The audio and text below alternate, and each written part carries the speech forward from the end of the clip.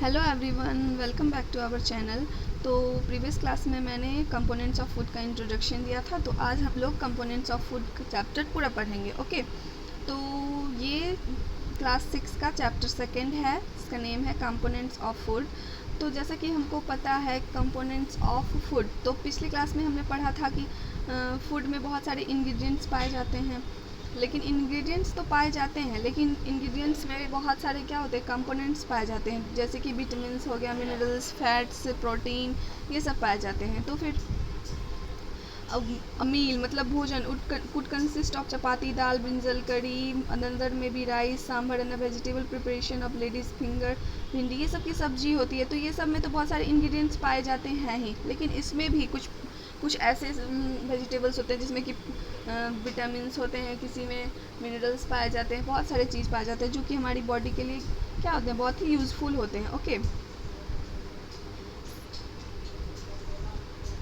some examples of meals from different regions are given in table 2.1। Table 2.1 में क्या दिया गया है कि बहुत सारे रीजन में अलग अलग खाना खा जाता है, वो सारा दिया गया है कि पंजाब में जैसे मक्के की रोटी, राजमा, सरसों का साग, कढ़ी, ये सब खाया जाता है। तो ये अदर स्टेट है, फिर मतलब आंध्र प्रदेश, ये भी अदर स्टेट है, सब स्टेट में अलग अलग खाना खाया जाता है। ओके, तो what do different food item contain।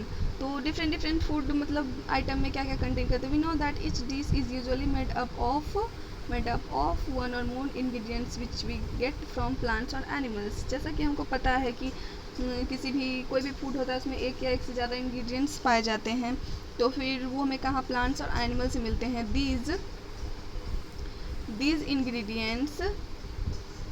These ingredients contain some components that are needed by our body। These components are called nutrients। जैसा कि हमको पता है कि ingredients तो होते हैं, लेकिन उसमें भी बहुत सारे components पाए जाते हैं, जैसे विटामिन, मिनरल्स, फैट्स, प्रोटीन्स, ये सब पाए जाते हैं जिसको कि हमारी बॉडी को उसकी नीड होती है। तो वैसे कंपोनेंट्स को क्या बोलते हैं, न्यूट्रिएंट्स बोलते हैं। और ये आपकी एग्ज़ाम के लिए बहुत ही ज़्यादा हेल्पफुल होगा, तो आप इसे नोट कर लीजिएगा। और फिर एग्ज़ाम में क्वेश्चन भी आ सकते हैं, what are nutrients, give some examples. तो एग्जाम्पल्स में आपको क्या देना, the major nutrients in our food are carbohydrates, fats, vitamins and minerals. तो वैसा न्यूट्रिएंट्स जो हमारी फूड में होता है, तो वो क्या क्या होता है, carbohydrates, protein, fats, vitamins and minerals. In addition food contains dietary fibres and water which are also needed by our body. और हमारी बॉडी को डाइटरी फाइबर्स और वाटर की भी नीड होती है।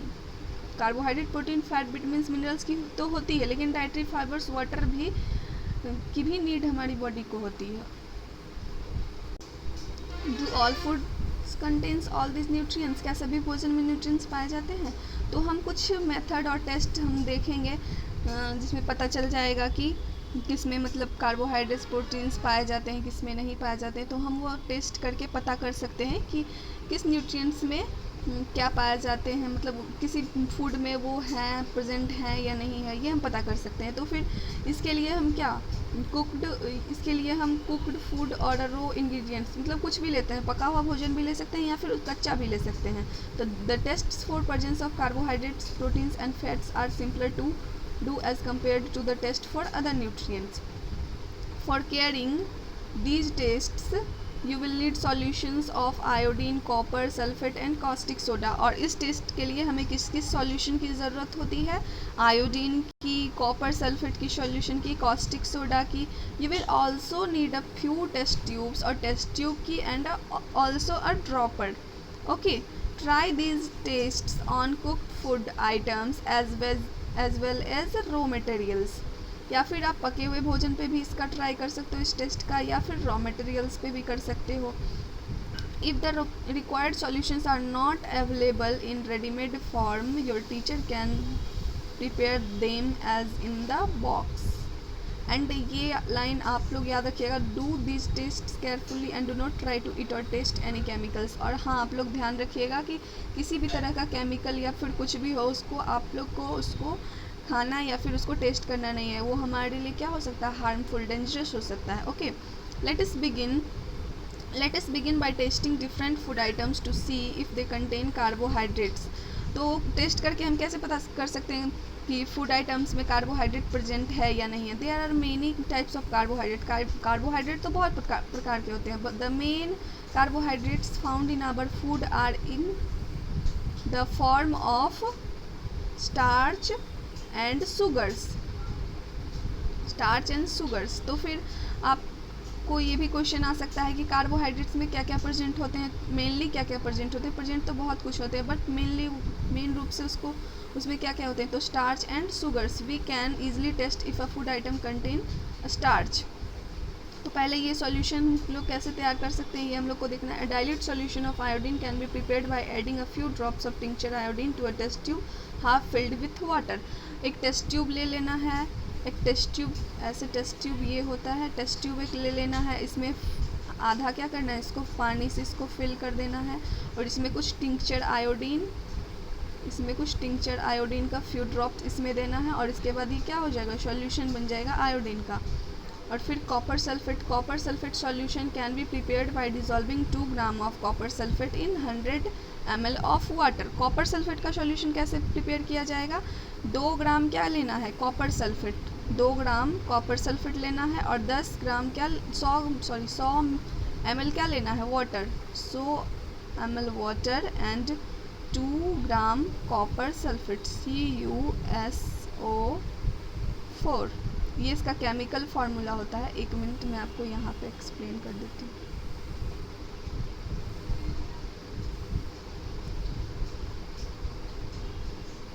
हाँ, मान लीजिए कि कॉपर सल्फेट सॉल्यूशन हम लोग को प्रिपेयर करना है, तो फिर क्या करेंगे, बोल रहा है 2 ग्राम क्या लेना है कॉपर सल्फेट का, 2 ग्राम क्या लेना है copper sulphate CuSO4, okay, and 100 ml of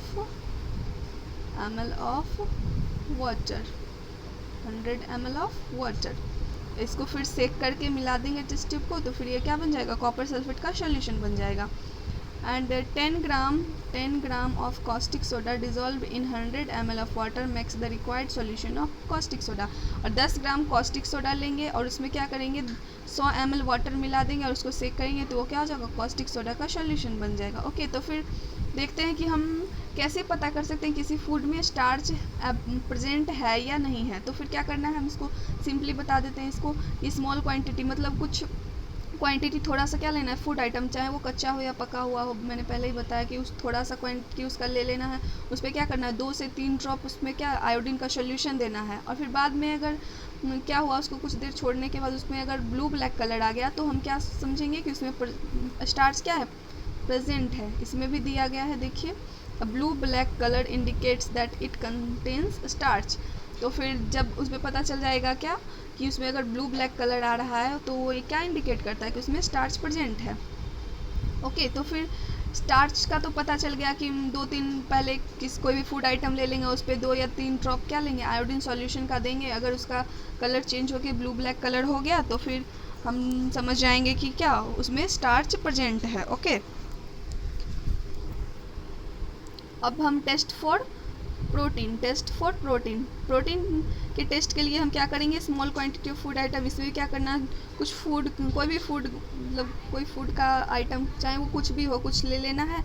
if the food you want to test is a solid, या फिर आप उसको सॉलिड के रूप में भी ले सकते हो, या फिर उसका पेस्ट बना सकते हो, पाउडर बना सकते हो। उसको क्या करना है, मिक्सर में उसको ग्राइंड कर लेना है, ग्राइंड कर लेना है। Put some of this in a clean test tube, add 10 drops of water to it and shake the test tube. Okay, तो क्या करना है, छोटा सा कुछ भी फूड आइटम, कुछ भी थोड़ा सा क्वांटिटी में लेना है, या फिर उसको सॉलिड में आप रखना चाहते हो तो सॉलिड में रख सकते हो। अगर उसका पेस्ट बनाना चाहते हो, पाउडर बनाना चाहते हो, तो पाउडर भी बना सकते हो, या फिर उसको ग्राइंड करके जो फूड आइटम है उसको ग्राइंड भी कर सकते हो मिला के। उसके बाद उसमें क्या करना, क्लीन टेस्ट ट्यूब में उसको रखना है, और उसमें क्या करना है, वाटर का 10 ड्रॉप देना है, और उसको क्या करना है, सेक कर देना है। और यूजिंग ए ड्रॉपर, एक ड्रॉपर का यूज़ करके क्या है, एक ड्रॉपर का यूज़ करके उसमें 2 ड्रॉप क्या करना है, कॉपर सल्फेट का सॉल्यूशन उस पर देना है, और 10 ड्रॉप क्या देना है, कॉस्टिक सोडा क्या देना है, 2 ड्रॉप्स क्या देना है, कॉपर सल्फेट का 2 ड्रॉप्स देना है, एंड 10 ड्रॉप्स का किसका, कॉस्टिक सोडा का, कॉस्टिक सोडा का। ओके, देना है to the test tube, to the test tube shake well, इसको सेक करना है और फिर टेस्ट ट्यूब स्टैंड को क्या करना है, कुछ मिनट के लिए उसको छोड़ देना है। फिर आपको क्या, अगर जो वो कलर क्या होगा टेस्ट ट्यूब का, वो क्या वायलेट कलर में हो गया, तो a violet colour indicates present of proteins in the food item. तो क्या पता चलता है कि वो फूड आइटम में क्या है, प्रोटीन प्रेजेंट है। तो फिर वो क्या इंडिकेट करता है, अगर वो वायलेट कलर हो गया तभी पता चलेगा कि वो प्रोटीन है या फिर नहीं है, अगर नहीं है तो वो प्रोटीन नहीं है। ओके, तो हमने तीन टेस्ट पढ़ा। पहला क्या था, टेस्ट फॉर स्टार्च। तो स्टार्च में कौन सा कलर था, मतलब कोई भी फूड ले लेना तो फिर उस पर 2 या 3 ड्रॉप आयोडीन सॉल्यूशन का देना है। उसके बाद अगर उसका ब्लू ब्लैक कलर हो गया तो हमको पता चल जाएगा कि उसमें क्या है, स्टार्च प्रेजेंट है। अगर प्रोटीन की बात करें तो इसमें 2 ड्रॉप क्या किसका लेना है, कॉपर सल्फेट का, कॉपर सल्फेट ये केमिकल फार्मूला है इसका, कॉपर सल्फेट का। और 10 ड्रॉप्स क्या लेना है, 10 ड्रॉप्स कॉस्टिक सोडा का लेना है। ओके, कॉस्टिक सोडा का लेना है। उसके बाद उसको सेक कर देना है। अगर सेक करने के बाद उसमें मतलब लग रहा है ऐसा कि वो उसका कलर वॉयलेट हो रहा है, तो हाँ इसमें क्या है, प्रोटीन प्रेजेंट है, इस फूड में क्या है, प्रोटीन प्रेजेंट है। एंड लास्टली क्या है, टेस्ट फॉर फैट्स।